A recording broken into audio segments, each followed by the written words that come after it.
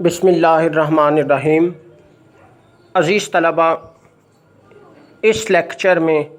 ہم شملہ وفد کے مطالبات سے اپنا سلسلہ شروع کرتے ہیں اور مجموعی طور پر شملہ وفد کے موضوعات یعنی ٹاپکس اور سب ٹاپکس کو مکمل کرنے کی کوشش کرتے ہیں۔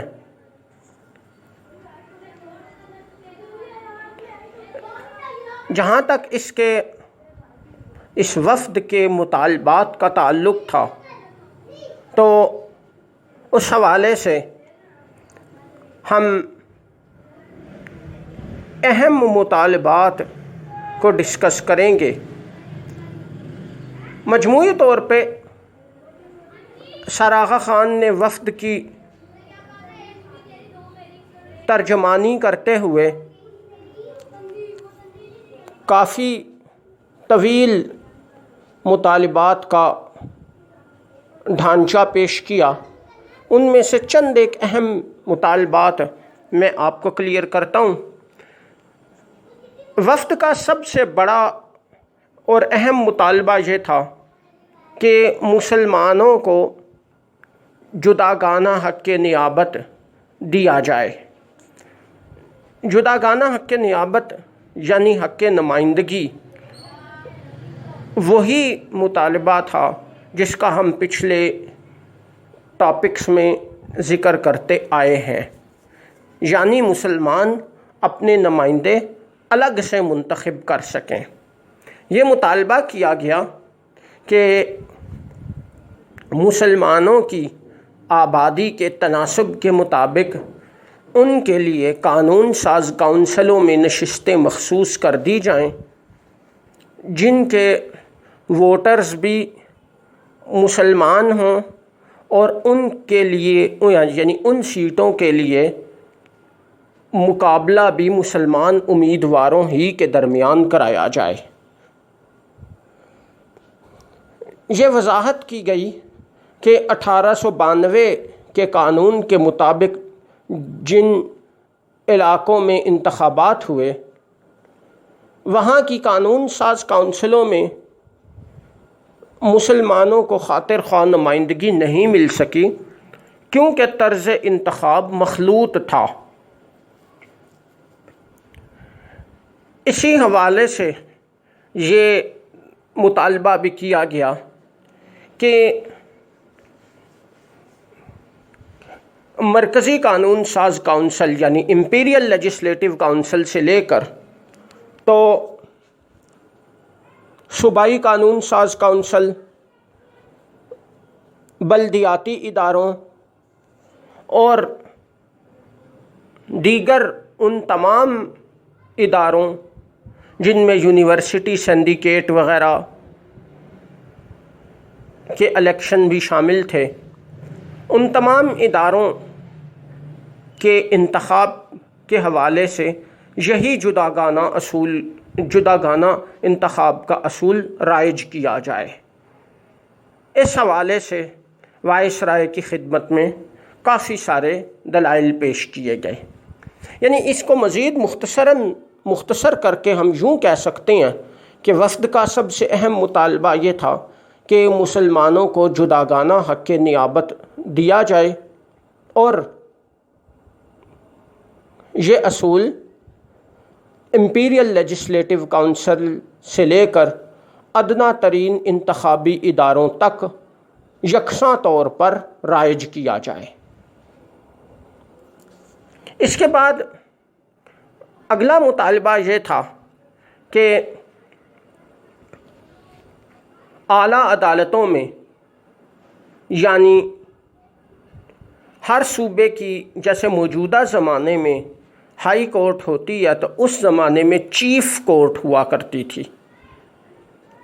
اور جیسے موجودہ زمانے میں ہماری سپریم کورٹ ہے تو اس زمانے میں فیڈرل کورٹ ہوا کرتی تھی۔ تو یہ مطالبہ کیا گیا کہ فیڈرل کورٹ اور چیف کورٹ کی سطح تک مسلمان ججوں کا تقرر کیا جائے، یعنی ہر اعلیٰ عدالت میں مسلمان ججوں کا تقرر کیا جائے، اور کم از کم ایک مسلمان جج ہر عدالت میں ضرور ہو جو کہ مسلمانوں کے مقدمات کا، بالخصوص ایسے مقدمات کا جو کہ شخصی قانون یا دیگر مسائل سے متعلقہ ہوں، جن میں مذہبی مسلمانوں کی مذہبی تعلیمات کا کافی زیادہ عمل دخل ہوتا ہے، ان مقدمات کا فیصلہ کر سکیں۔ اس زمانے میں بالخصوص چیف کورٹ کی سطح تک مسلمان جج تقریباً بالکل ہی پورے بر صغیر میں نہ ہونے کے برابر تھے۔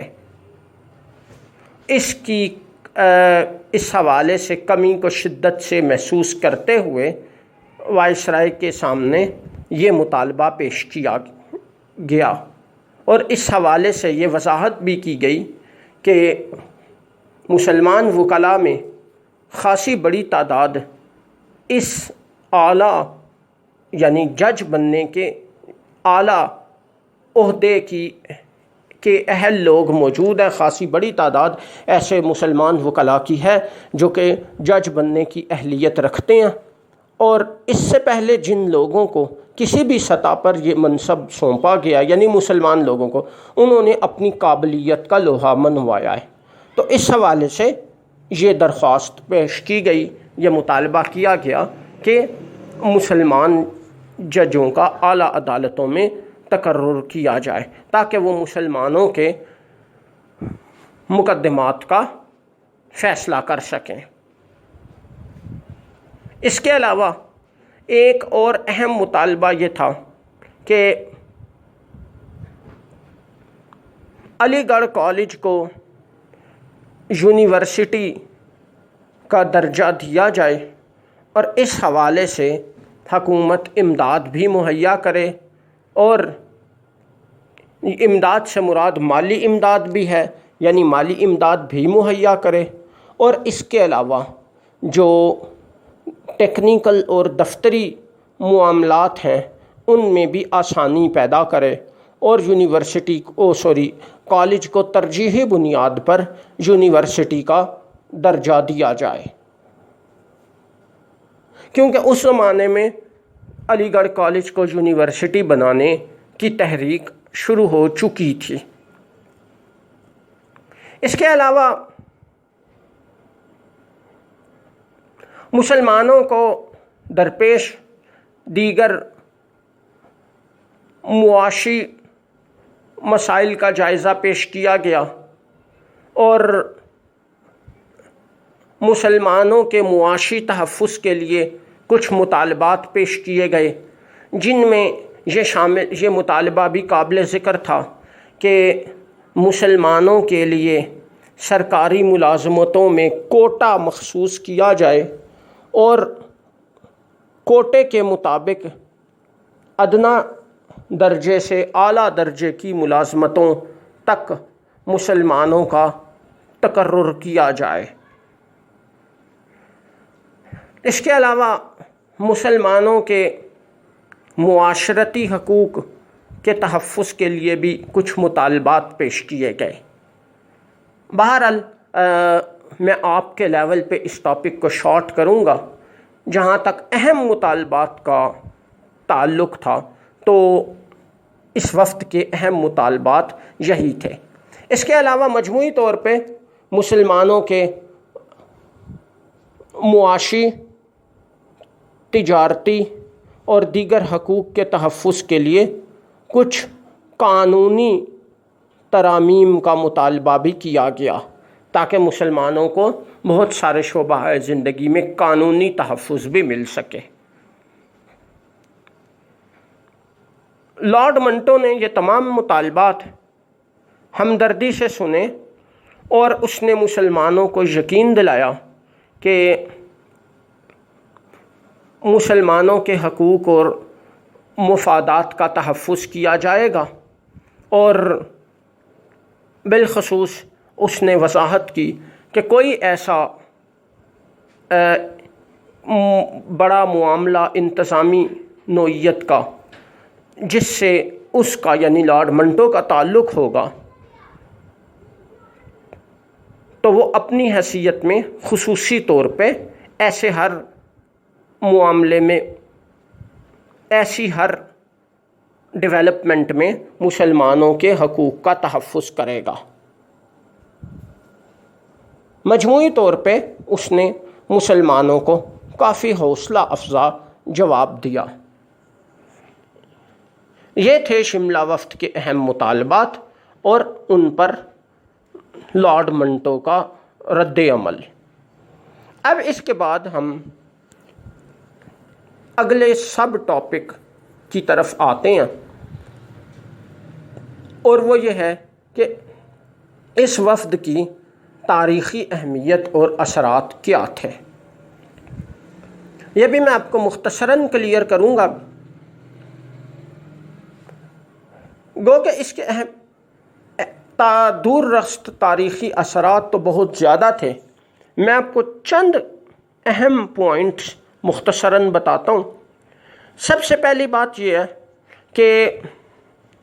مسلمانوں کی سیاسی شعبے میں کافی حوصلہ افزائی ہوئی۔ اگر اس کو ہم تھوڑا سا پیچھے سے دیکھیں تو یہ مسئلہ اس طرح سے ہے کہ سر سید احمد خان نے اپنے زمانے میں مسلمانوں کو کسی بھی طرح کی سیاسی سرگرمی سے منع کیا تھا، کیونکہ اس وقت حالات ایسے تھے کہ مسلمان انگریزوں کے نزدیک شدید قابل نفرت مخلوق تھے، قوم تھے، کیونکہ انگریزوں نے مسلمانوں سے اقتدار چھینا تھا، اور سر سید کا یہ خیال تھا کہ ایسا نہ ہو کہ مسلمانوں کے سیاست میں آ جانے سے یا انگریز وہی مسلمانوں کے خلاف سرگرمیاں شروع کر دیں جو 1857 کی جنگ کے فوراً بعد ہوئیں۔